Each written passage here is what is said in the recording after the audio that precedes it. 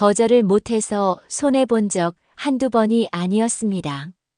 안 해도 되는 일을 억지로 막고, 가고 싶지 않은 자리에 억지로 끌려가고, 싫다고 말하면 사이가 틀어질까봐 늘 그래, 할게라고 말했던 순간들. 사례 하나. 이웃집 아주머니가 뜬금없이 부탁을 했습니다. 김장할 때 인력 좀 빌릴 수 있을까요? 몸이 안 좋아서 힘들다고 하려다가, 네, 뭐 도와드릴게요. 그렇게 말하고는 돌아서서 한숨이 나왔습니다. 실은 며칠 전부터 무릎이 안 좋았거든요. 그날 밤 파스 붙이고 누워있으면서 속으로 후회했습니다. 사례 둘. 가족 모임에서 항상 내가 설거지를 도맡습니다. 어느 날 살짝 농담처럼 말했죠. 이젠 나도 좀 앉아보고 싶네. 그랬더니 돌아온 대답은 엄마가 그래도 제일 빠르잖아. 그 말에 다시 조용히 일어섰습니다. 말은 꺼냈지만 거절은 못했습니다. 사례 셋. 동네 친구가 어느 날 전화를 했습니다. 같이 강연회 가자. 내 자리 하나 났어. 사실 전 그날 그냥 쉬고 싶었습니다. 몸도 마음도 지쳐 있었거든요. 하지만 대답은 또 이랬습니다. 응, 그래. 갈게. 그날 내내 머릿속엔 이 생각뿐이었죠. 왜 나는 또 내 시간을 내줬을까? 이 세 가지 모두 공통점이 있습니다. 나는 단 한 번도 내 입장을 분명하게 말하지 못했고, 그 대신 관계를 지키기 위해 스스로를 포기했습니다. 그 사람은 기분 좋게 웃었고, 나는 조용히 감정을 삼켰습니다.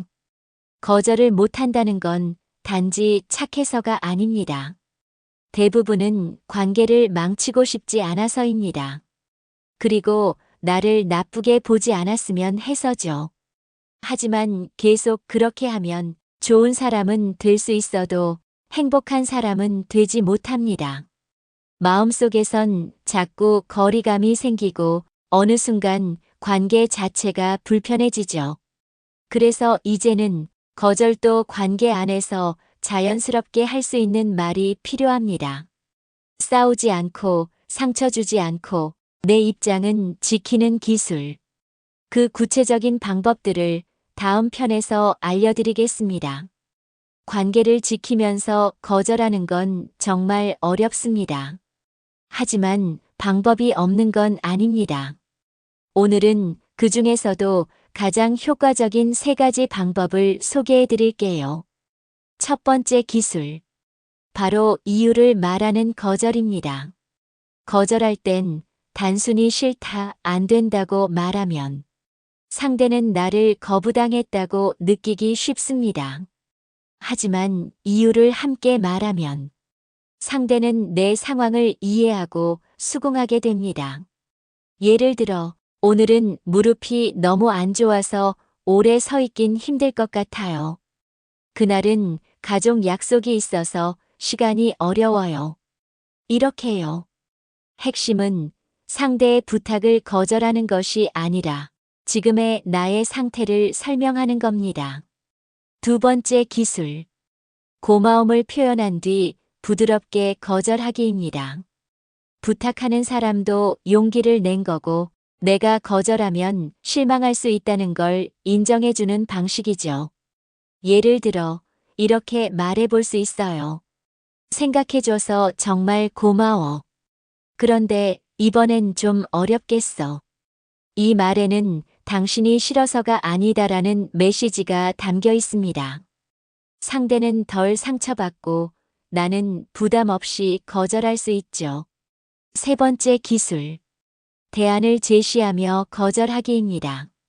거절은 하되 도움을 완전히 끊지 않는 방법이죠.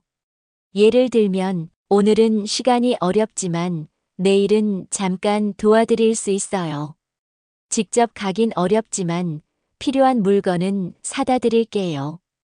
이렇게 말하면 상대는 내가 완전히 거절당했다는 느낌을 받지 않습니다. 그리고 나는 내 한계를 지키면서도 관계를 이어갈 수 있죠.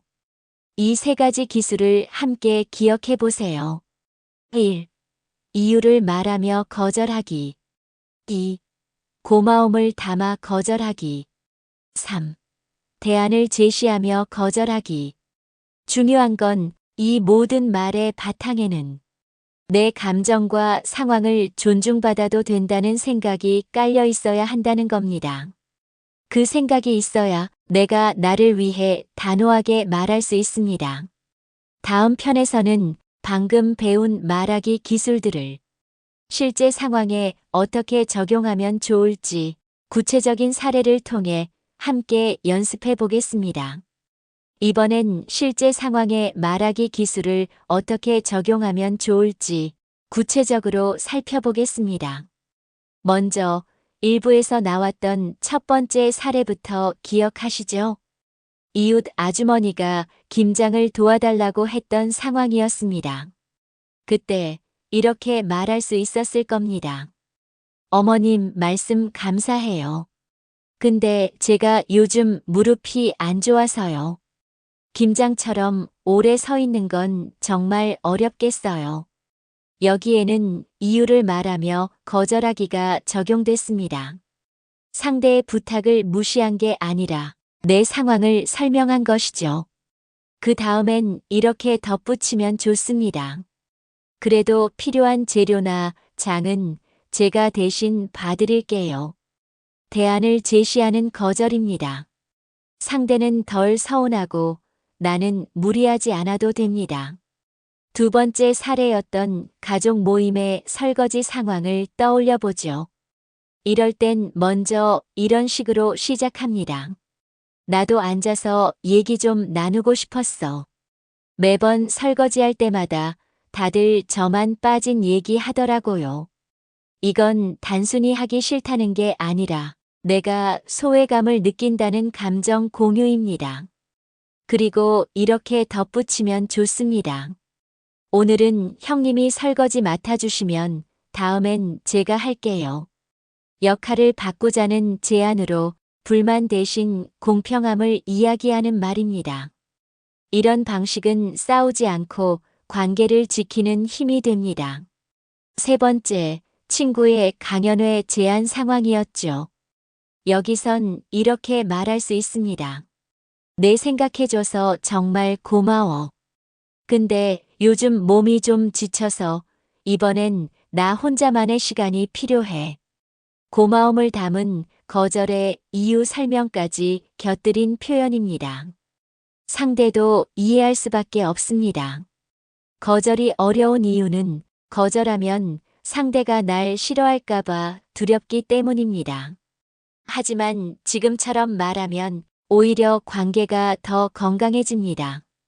거절은 상처 주는 말이 아닙니다. 잘만 말하면 나를 지키는 동시에 관계를 더 단단하게 만들 수 있는 기술입니다. 오늘 이야기 도움이 되셨나요? 이 영상이 당신의 마음에 작은 변화를 만들었다면 구독과 좋아요 부탁드립니다. 댓글로 당신이 해봤던 거절의 순간도 들려주세요. 다음 이야기에서도 당신의 말을 더 편안하게 만들어줄 지혜를 담아오겠습니다. 계속 함께 해주세요.